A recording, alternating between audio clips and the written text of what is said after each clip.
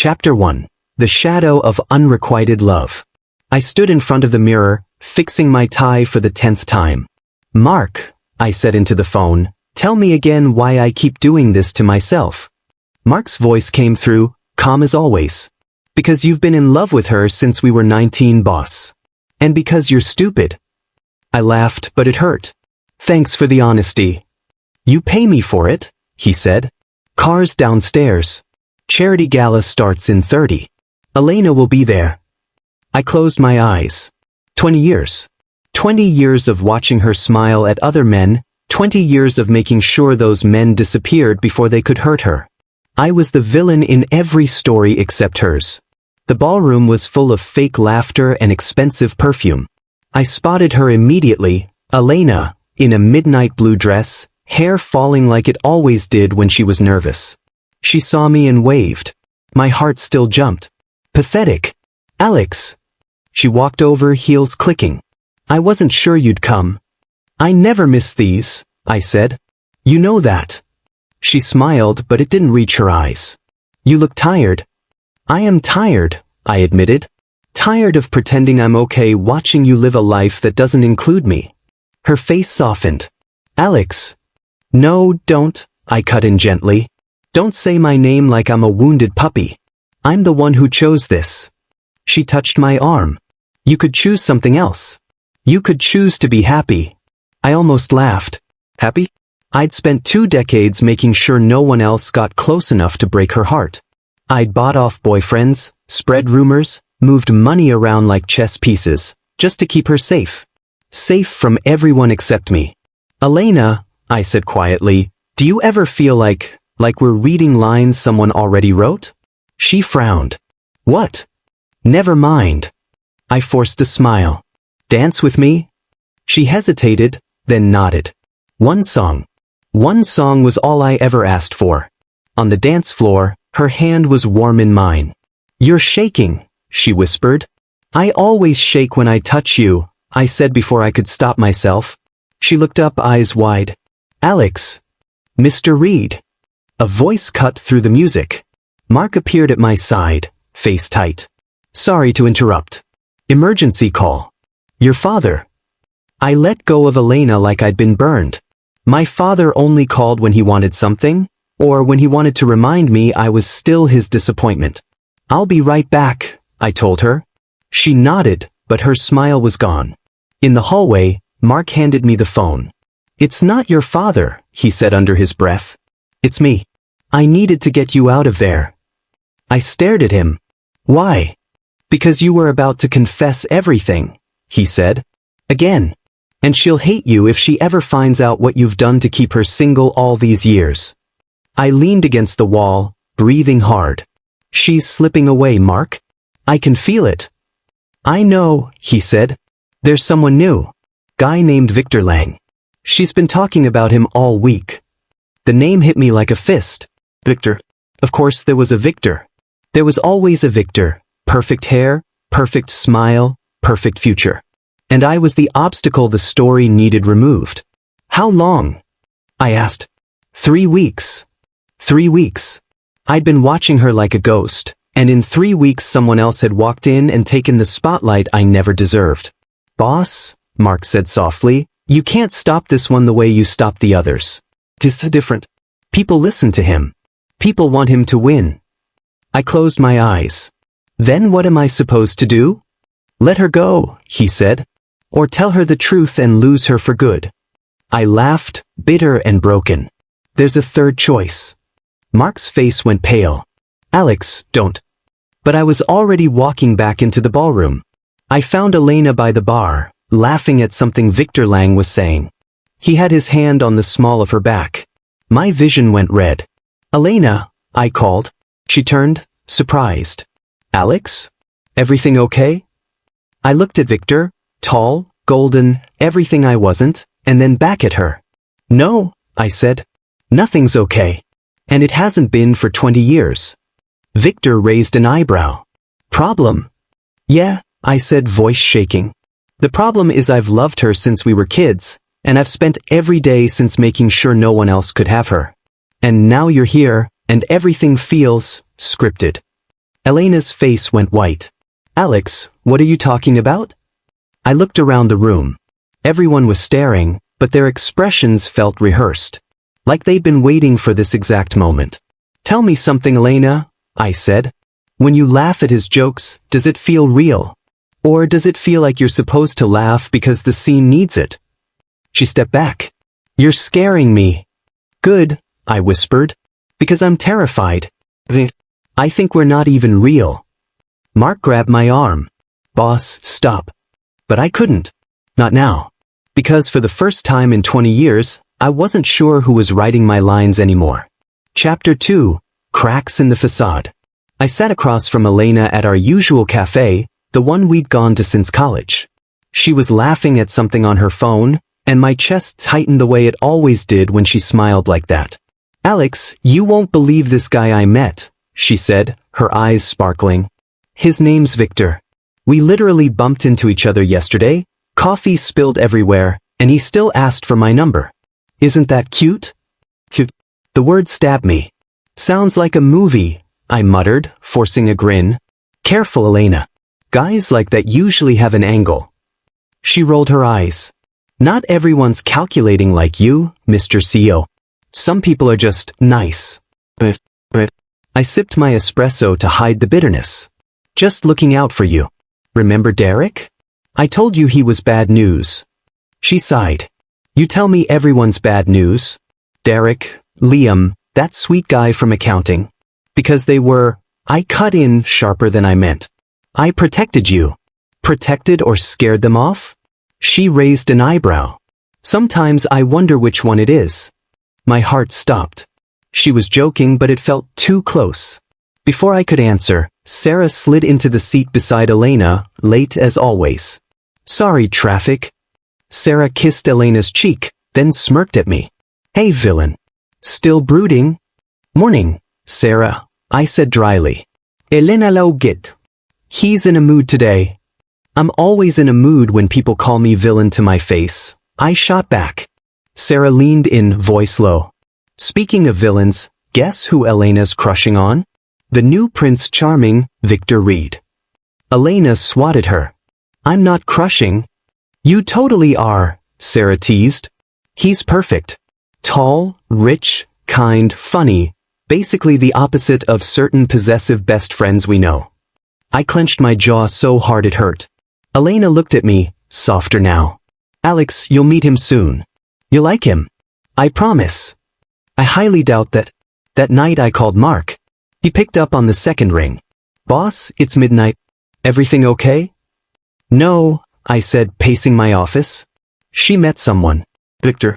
She's glowing when she talks about him. Mark was quiet for a second. And that bothers you. Of course it bothers me. I've loved her for 20 years, Mark. 20. And now some random guy spills coffee and suddenly I'm invisible. Then tell her, he said simply. I can't. Why not? Because if I tell her and she says no, I lose her forever. If I stay quiet, at least I still have her in my life. That's not having her, Alex. That's torturing yourself. I laughed, bitter. I'm good at that. He sighed. You're not the villain you think you are. You're just scared. I hung up before he could say more. The next day, I was walking past Elena's office building when I heard her voice through an open window. Sarah, stop. It's not like that yet. But Victor said he's never felt this way before. He said it feels like fate. Sarah squealed. Girl, that's straight out of a romance novel. I know, Elena whispered, and I could hear the smile in her voice. It really does. My blood went cold. Romance novel. The words echoed in my head, too perfect, too clean. I stood there on the sidewalk, heart pounding, and for the first time, I felt it, something was wrong with our story. Like someone else had written it. And I wasn't supposed to win. Chapter 3. The Awakening. The rain pounded my windshield like it felt like bullets. I was driving too fast, screaming Elena's name inside my head, when the truck came out of nowhere. But then light. Too much light. I opened my eyes in a hospital bed. Machines beeped. My chest hurt like someone had parked a car on it. A voice, not a doctor's, spoke inside my skull, calm and cruel. Side villain Alex Reed, Arc 3 begins now. I jerked up, ripping the 4 out. Blood dripped on the white sheets. What the hell was that? I whispered. The voice came again. You have awakened. Congratulations on remembering you're a character. My heart slammed against broken ribs. Memories that weren't mine flooded in, millions of readers scrolling past my scenes, laughing at the jealous rich guy who always lost. I was the villain. Victor was the male lead. Elena was the female lead. 20 years of my life were just filler chapters. No, I said out loud. The door opened. Mark rushed in, face pale. Sir, thank God you're awake. You've been out for 12 hours. I grabbed his collar with my good arm. Mark, listen to me. Today Elena gets promoted to senior designer. Victor will bring her flowers at exactly 3:17 p.m. and the whole office will clap. Mark blinked. How could you possibly? Just watch your phone. He stared at me like I'd lost my mind. Maybe I had. At 3:22 p.m. his phone buzzed. He looked at the company group chat, then at me, eyes wide. Holy shit. How did you know? Because it's scripted, I rasped. All of it. Every word we've ever said. I swung my legs off the bed even though the nurse shouted at me to stop. That night they let me go home. I sat in my dark penthouse, glass of whiskey shaking in my hand. The voice returned. Want to see your ending, villain? A screen appeared in my head, words floating like a novel page. Chapter 87. Alex Reed, driven mad by jealousy, kidnaps the heroine. He is shot by Victor Langston and dies begging Elena to love him. I threw the glass. It shattered against the wall. My phone rang. A known number. I answered anyway. Alex. My father's cold voice. Robert Reed. The man who taught me love was weakness. What do you want? I snapped. Victor Langston just asked for my blessing to date Elena. I gave it. Thought you should know before you do something stupid again. I laughed, bitter and broken. Thanks for the heads up, Dad. Always looking out for your disposable son. I hung up before he could reply. Another call. This time the voice wasn't in my head. It was real, soft and fake worried. Alex? It's Elena. I heard about the accident. Are you okay? My throat closed. 20 years of loving her, and she was calling because the plot said the heroine checks on the injured villain. I'm perfect, I lied. Actually, congratulations on the promotion. Senior designer, right? Silence. Then, how did you know? They literally just told me an hour ago. Lucky guess, I said. Hey, is Victor there with you? Another pause. Yes. He brought roses. How did you? Tell him I said hi. I ended the call. I dropped the phone and screamed into the empty room. Everything, every secret gift, every ruined rival, every sleepless night, was just lines on a page for readers to hate to love. The villain always loses. The villain always dies alone. The voice spoke one last time, almost gentle. You can still change the story. But it will hurt. I wiped my face, tasting blood and tears. Good, I whispered. Let it hurt. Chapter 4. Betrayal Unveiled.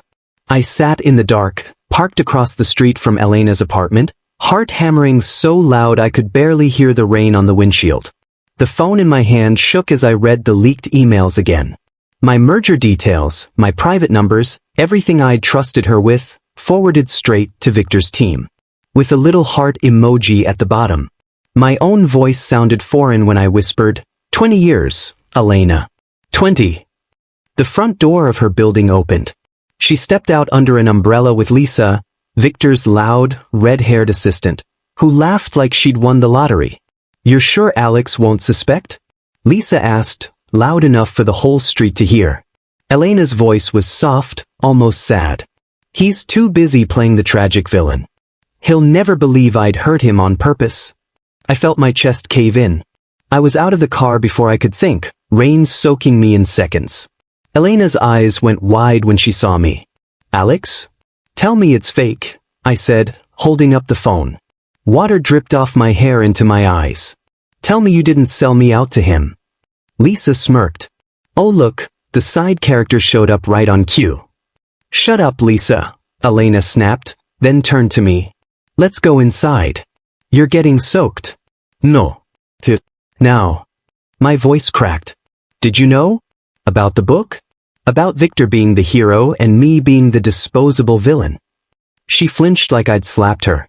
Alex. Answer me. Yes, she whispered.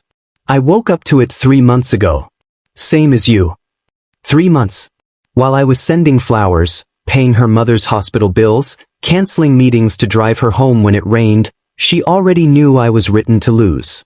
And you still took everything I gave you? I laughed, but it came out broken. My money, my secrets, my heart, and you handed it all to him? It wasn't like that, she said quickly. Victor said if the story stayed on track, everyone would be happy in the epilogue. Happy. Even you. Happy? I shouted. Being ruined and alone is happy? Lisa rolled her eyes. You're so dramatic. It's just a story. I ignored her. Why, Elena? 20 years. I loved you every single day. Her umbrella tilted, rain slid from her fingers and hit the pavement. Rain streaked down her face like tears she wasn't shedding. Because I was scared, she said. If I didn't help Victor win, the author would punish me. Delete me. I thought if I kept you close, I could protect you from the worst parts. By destroying me slowly? My voice was raw. That's not protection. That's torture. I didn't want to lose you, she cried. You were always there, always mine, even when the plot said you weren't supposed to be. But I was never yours, I cut in. I was the obstacle. The crazy ex. The villain who gets put in jail or dies in chapter 70. And you helped write those pages. She reached for me. Alex, please. I stepped back. Don't touch me. Headlights flashed. Mia, Elena's younger sister, ran up with another umbrella. What's going on? Elena, you're scaring me. Your sister just admitted she's been feeding my life to Victor, I said flatly. Mia's mouth fell open. She looked at Elena. Tell me he's lying. Elena couldn't. Mia's face crumpled. How could you? I didn't wait for more. I turned and walked back to the car. Elena called my name, voice breaking, but I kept moving. Mark was waiting in the passenger seat. He'd insisted on coming when I said I needed to check something. He took one look at me and swore under his breath. Drive? I said, slamming the door. He pulled away from the curb. What happened? She knew the whole time. Used me. Sold me out. The words tasted like rust. I'm done being the idiot who loves the girl who was scripted to hate me. Mark glanced over. So what now? I stared at the rain hitting the windshield, each drop a memory I wanted to erase. Now, I said quietly. Now I stopped playing the role they wrote for me. I wiped my face with a shaking hand. I'm not the villain. And I'm not the tragic side character either. Mark nodded slowly. Then who are you? I looked out at the city lights blurring past. Someone who writes his own ending. Chapter 5. The Path to Revenge. I stared at the phone in my hand, thumb hovering over Elena's name. 20 years of loving her, and now I knew it was all meant nothing. I wasn't even the tragic second lead. I was the disposable villain. My chest burned. Mark walked into my office without knocking. You look like death, boss. Sit down, I said, voice flat. I need to tell you something insane. He dropped into the chair. Try me. I died 2 weeks ago. Car crash. And when I woke up, I remembered everything. This world? It's a web novel. Victor's the male lead. Elena's the female lead. I'm the crazy rich guy who gets ruined in chapter 80-something so they can live happily ever after. Mark blinked twice. You're serious. Dead serious. I laughed, bitter. Every time I ruined one of Elena's boyfriends, I thought I was protecting her. Turns out I was just following the script. He leaned forward. So what now? You gonna let them win? No, the story wants me broken and in jail. I'm rewriting it. Mark cracked a grin. Finally. I always knew you had balls under all that pining. Call Jake, I said. The hacker. Tell him I'll pay triple if he comes tonight. 2 hours later, Jake slid into the booth at the back of the bar, hoodie up, laptop under his arm. You said triple? He asked before even saying hello. I want every dirty deal Victor's working on, I told him. Every offshore account, every fake invoice. All of it. Jake raised an eyebrow. That's the golden boy everyone's scared to touch. I'm not everyone. He smirked. Give me 48 hours. The next morning my father called. Alex, Robert's voice dripped with fake warmth. Victor came to me with a partnership offer. He says you've gone off the rails. I'm inclined to believe him.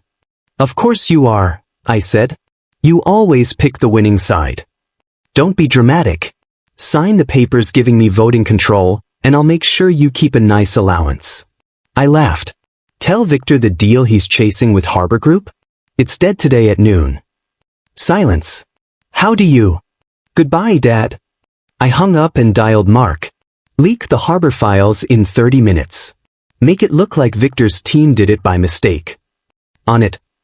By evening the news exploded. Harbor Group pulled out, citing fraud concerns. Victor's perfect face was all over the headlines, pale and sweating. My phone rang again. Elena. I let it ring 4 times before answering. Alex. Her voice cracked. Please. I need to talk to you. What's wrong? Pesca. Everything's falling apart. Victor's investors are leaving. Someone leaked. Sounds rough. Alex, please. Can I come over? I'm scared. I closed my eyes. 20 years of her voice could still cut me open. Come, I said. Doors open. I hung up and looked out the window. My hand didn't even shake. Let the story try to write me now. Chapter 6, Unraveling Threads. I sat in my office, staring at the old letter I'd kept hidden for 15 years. The paper felt thin, like it could tear if I breathed too hard. Elena's handwriting, round, hopeful, jumped out at me. I'll always be grateful for you, Alex. You're the only one who really sees me. I laughed, a short, bitter sound. Grateful. But my phone buzzed. Sarah. Alex? You need to see this. Her voice shook. Channel 7. Right now. I turned on the TV. Elena's face filled the screen, old messages, leaked emails, proof she'd taken credit for other people's work for years. The anchor called it a pattern of deception. My chest tightened. I did this. I sent those files anonymously 2 nights ago. Sarah again, breathless. Meet me at the cafe on 5th. 15 minutes. Please. I went. She was already there, clutching her coffee like a lifeline. I didn't know it was this bad, she said the second I sat down. Elena cried on the phone last night. Begged me not to believe the news. But Alex, I've seen the proof myself. She lied to me too. For years. I stayed quiet. Sarah leaned closer. She said you were the one who leaked everything. Is it true? I met her eyes. Does it matter? It matters to me. Her voice cracked. I thought she was my best friend. She was never anyone's best friend, I said. She just needed people to stay in her story. Sarah looked down. I'm done covering for her. I'm sorry I ever took her side against you. The guilt hit harder than the satisfaction. My phone rang again, unknown number. Alexander. My father's cold voice. We need to talk. My office. Now. I almost hung up. Instead I drove there. Robert stood behind his desk, arms crossed. Professor Hale sat in the corner like a smug owl. You've gone too far, Robert said. Victor Langford is finished because of you. Do you have any idea what you've cost this family? Cost us. I laughed. You sold me out to him months ago. Gave him inside numbers on my company. Robert's jaw tightened. It was business. Funny. That's exactly what I told myself for 20 years while I destroyed lives for Elena. Professor Hale finally spoke, smooth and poisonous. Young man, some people are born to win. Victor is one of them. You're collateral. I stepped closer. Then I'm the one who decides who wins now. Robert slammed his hand on the desk. You'll ruin everything I built. You built it on lies, I said. Just like Elena. Just like Victor. I'm only speeding up the ending. I turned to leave. My phone vibrated. Mia. I saw the text before I reached the elevator. Mia, I sent the recording of Victor bragging about using Elena to the press. Thought you should know it was me. I'm sorry I stayed quiet so long. I stopped in the hallway, heart pounding. What? Mia. Because my sister stopped being my sister a long time ago. And you were always kind to me, even when I didn't deserve it. I closed my eyes. More threads pulling loose. More people choosing sides I never asked them to choose. Another text, this one from Elena. Elena, please, Alex. I know you hate me. But I have nowhere else to go. They're saying I might go to jail. I'm scared. I stared at the screen until it went dark. The letter in my pocket felt heavier than ever. I whispered to no one, is this what winning feels like? Chapter 7, The Turning Tide. I sat in Dr. Lin's quiet office, the late afternoon sun cutting across the carpet. You keep calling yourself the villain, she said, voice calm. Why? Because I was written that way, I answered. 20 years of loving someone who was never meant to love me back. I ruined lives to keep her close. That's not a hero document. She leaned forward. And now I'm tired of the script. My phone buzzed. Boss, turn on the news. Victor's empire is bleeding. 3 major investors just pulled out after that leaked email chain. I smiled for the first time in weeks. Good. That evening I met Elena at the park we used to walk in college. She looked smaller somehow, coat pulled tight like the cold could protect her. Alex, she started, eyes red, I know you're behind the leaks. I didn't leak anything, I said. People just finally see the truth. She stepped closer. I was scared, okay? Victor promised me the perfect life, the one the story said I deserved. You were always the obstacle number 1. I laughed, short and bitter. 20 years, Elena. I paid your mother's hospital bills. I killed deals so your company wouldn't fail. And you still chose the guy with the shining plot armor. Tears rolled down her cheeks. I was wrong. I see that now. Can we start over? I looked at her, really looked and felt nothing. Not hate. Not love. Just empty. No, I said softly. We can't. Later, Jake slid a flash drive across the bar table. More dirt. I asked. Enough to bury Victor 6 times over. He grinned. Offshore accounts, fake contracts, bribes to half the city council. You still want me to send it to the press? I rolled the drive between my fingers. This was the moment. 1 click and Victor would be in prison by morning. Mark watched me. You don't have to, you know. He's already finished. Lost the company, lost Elena, lost everything.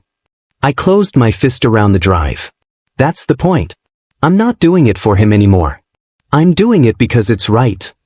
Dr. Lin's voice echoed in my head from this morning's session. Those visions of an author writing your pain, they weren't prophecy, Alex. They were your mind screaming that you deserved better than a supporting role. I dropped the drive back to Jake. Send it. All of it. Jake raised an eyebrow. You sure?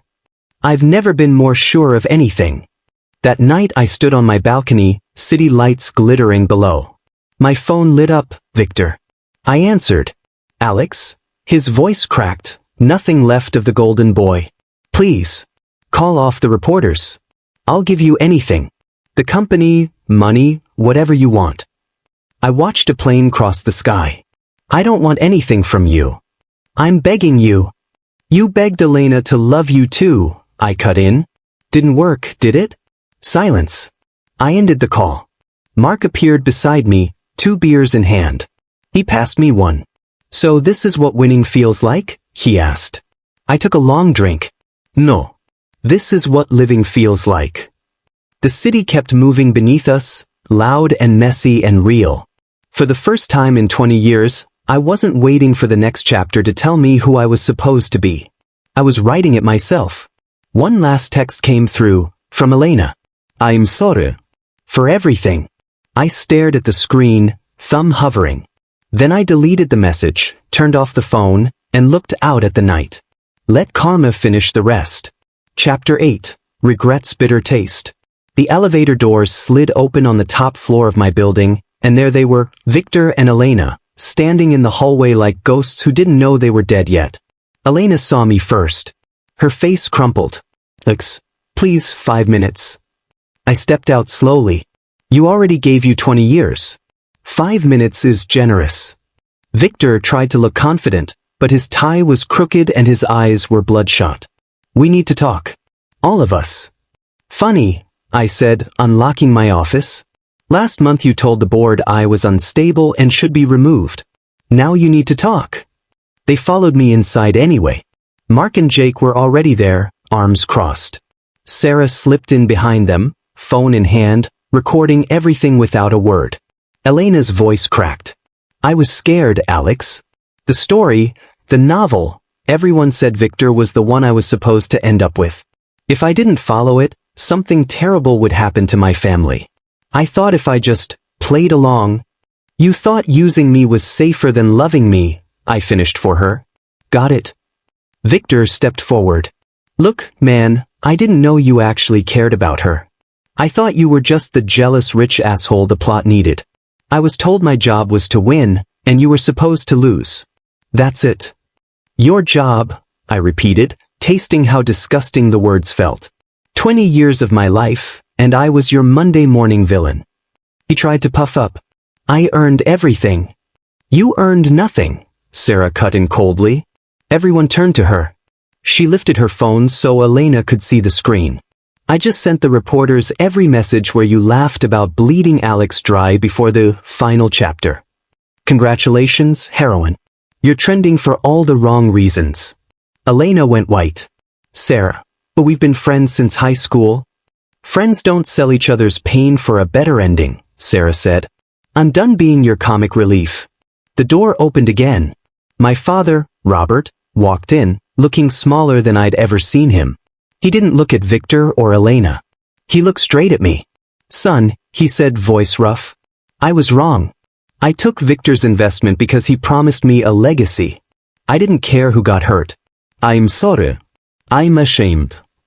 I didn't answer yet. I was watching the air around us flicker, like bad CGI, like pages tearing. The novel was coming apart because I wasn't following the script anymore. Victor noticed it too. What the hell is that? He whispered, staring at the rippling walls. That's the sound of your destiny breaking, I said quietly. Elena dropped to her knees.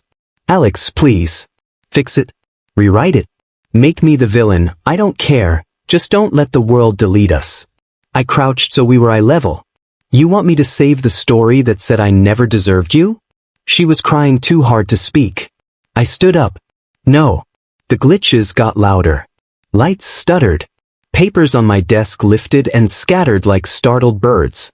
Victor grabbed my sleeve. Then we're all gone. You too. I pulled free. Maybe. But if I disappear as me. Not as the guy who lost the girl. Not as the footnote. Mark stepped beside me. We're with you, boss. Jake grinned. Let's burn the book. Sarah nodded. Even Mia, who just walked in, slipped her hand into mine. I looked at Elena one last time. Godby, Elena. The story's over. The floor lurched. Victor screamed as the ground under him pixelated and dissolved. Elena reached for me, but her hand passed through air that wasn't there anymore. Then everything went white. And for the first time in 20 years, I wasn't feel her name carved into my chest. I was free. Chapter 9. A New Beginning. I stood on the balcony of my new apartment, the city lights blinking below like they finally belonged to me instead of some script. My phone buzzed. You still awake, boss? Yeah. Come up if you want. Doors open. 2 minutes later he stepped in, holding a bottle of cheap whiskey and 2 plastic cups. Thought we should toast the end of the novel, he grinned. I laughed, the sound surprising me. Pour it. He filled the cups. To Alex Reed, the man who tore up the last page and wrote his own damn ending. We clinked. The whiskey burned, but it felt real. You hear about Victor? He asked. Bankruptcy filed this morning. Creditors took everything. Even his watch collection. Mark whistled. Karma doesn't mess around when you stop playing by the rules. I stared into the cup. I didn't do much. Just stopped saving him from himself. That's the trick, he said softly. Sometimes doing nothing is the loudest revenge. The doorbell rang again. I frowned. You invite someone? He shook his head. I opened the door. Mia stood there, eyes red, holding a small cardboard box. I'm leaving tomorrow, she said. Flight to London. New job. I stepped aside. Come in. She walked straight to the balcony railing, ignoring Mark's nod. Elena's on the same flight. Different row. Different life. I leaned beside her. How is she? Broken. Won't stop crying. Keeps saying she finally understands what 20 years feels like when it's thrown away. Mia's voice cracked. She asked me to give you this. She handed me the box. Inside, every gift I'd ever given Elena anonymously. The necklace from her graduation, the first edition book she wanted in college, the plane ticket to Paris she never used. All wrapped in the scarf I bought her the winter she was sick. There was a letter on top. I opened it with shaking fingers. Alex, I was the heroine who never saw the real hero. I'm sorry doesn't fix 20 years. I don't expect forgiveness. I just needed you to know I finally see you. Too late, but I see you. Elena. I folded the paper, throat tight. Mia whispered, she waited outside your old building for 3 hours today. You weren't there. She left after that. I closed the box. Tell her I got it. I will. She hugged me quickly, fiercely. Take care of yourself, Alex. You deserve it now. After she left, Mark raised an eyebrow. You okay? I picked up the box and walked to the metal fire pit on the balcony. Got a lighter? He handed it over without a word. I dropped the necklace first. The flames licked the gold. Then the book, pages curling. The scarf caught fast, blue turning black. I held the letter above the fire. Mark spoke quietly. You sure? I kept the memory, I said. I don't need the proof. The paper burned orange, then white, then gone. I stared at the ashes. 20 years of obsession floating away like smoke. Mark poured the last of the whiskey into my cup. What now, man who's no longer a side character? I took a sip. It didn't burn anymore. I think, I said, smiling for the first time in months, I'm going to live a life that would bore any reader to death. Quiet mornings. Real friends. Maybe even a dog. He laughed. Sounds like a terrible sequel. Exactly. I looked up at the stars. No author up there anymore, just sky. And it's all mine. The city kept blinking below didn't feel scripted tonight. It felt wide open. I raised my cup to the night. Here's to being the main character of a story no one will ever write, because it's too ordinary, too happy, and completely, finally mine. I drank. And for the first time in 20 years, I wasn't waiting for the next chapter. I was just living.